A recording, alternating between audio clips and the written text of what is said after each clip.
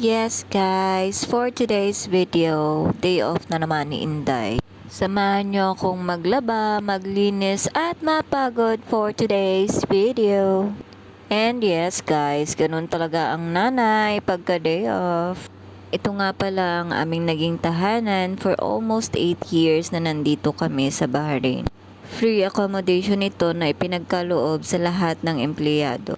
Dito sa isang buong flat, kasama namin yung kapatid ng asawa ko at saka yung pinsan niya. Almost 5 years na rin nakasama namin ang mga anak namin dito sa Bahrain. Pasintabi po sa kaguluhan meron sa aming kwarto guys. Ayan, at sa baba ng kama na yan ay may batuta pang natutulog dyan. Ako lang ba yung nanay na pagka day off, parang wala din talagang day off. Pero syempre, bilang nanay, ganun talaga. Kahit anong pagod niyan, babangon at babangon yan para asikasuhin ang pamilya. Pero sa totoo lang guys, minsan talaga makakaramdam ka rin talaga ng sobrang pagod. And alam ko naman na sa edad na 16 at 13, dapat kahit papano nauutusan ko na silang maglaba, mamalansya. Kaso guys, parang hindi kasi ako yung ganong klase ng nanay. Siguro dahil at a young age naranasan ko yun. Kaya parang ayaw ko muna na maranasan nila yun ngayon. Kasi alam ko naman darating ang time, matututunan nila ang mga ganyang bagay.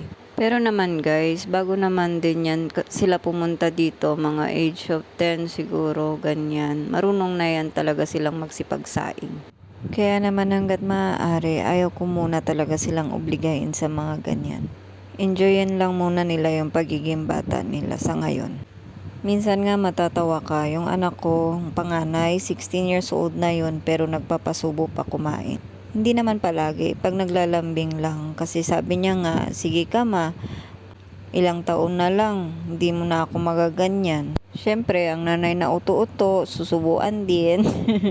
Tsaka isa pa, wala rin talaga akong problema sa mga anak ko talaga.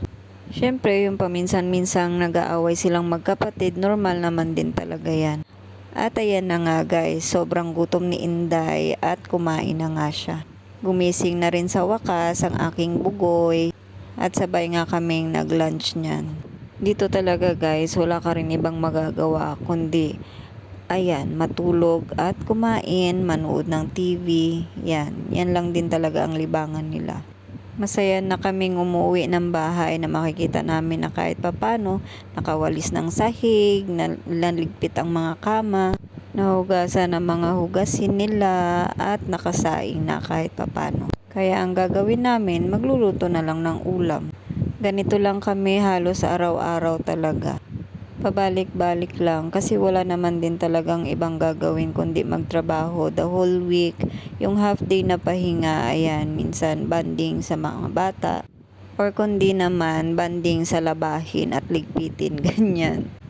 At napalayo na nga ang aking kwento sa aking ginagawa. Ayan, at ako'y matatapos na ata kumain yan. Pero syempre, ang aking mga gawain, hindi matatapos yarn. Diba, ang nanay talaga multitasking yan lagi. May nagwawalis, may nagliligpit, may nagtutupi, may kumakain, may nanonood, lahat na! Anong oras na nga yan guys, at maya maya ay darating na ang aking Diyosawa galing sa trabaho nung araw na yan. At ang Inday nyo ay kailangan ng mag-prepare ng hapunan. Pero may biglang tumawag niyan at siya daw ay pupunta dahil may nagyayanga sa kanyang pumunta dyan sa aming bahay ng gabing iyan.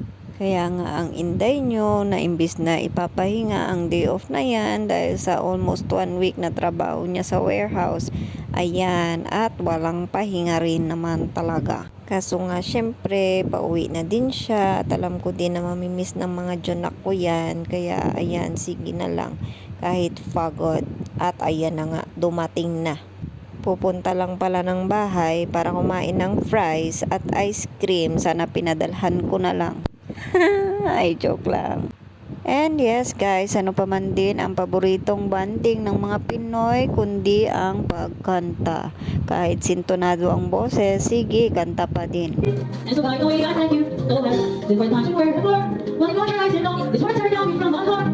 Can't remember. Oh, it's my shot. No, you get on it. That's what friends are for.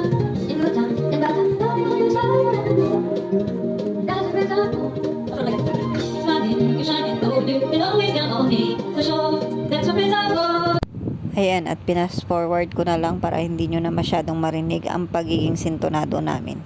Pero sabi nga, 'di ba, practice makes perfect. Kaya naman sa ilang taong kong pagkanta-kanta, mukhang kahit papano naman ay na-enhance na rin. Maliban lang sa isang bata dyan na gifted, magaling nang kumanta, magaling pang sumayaw, ay sana all na lang po. Kaya naman sa lahat ng gusto niyan, pagsali-sali sa dance troupe ng school, ayan, nakasuporta ang nanay palagi kahit saan siya sumayaw dito sa Baring. Ang nanay din talaga nakabuntot. Kaya this school year, tignan natin guys kung saan saang sulok tayo ng Bahrain makakarating sa pagsasayaw niyan.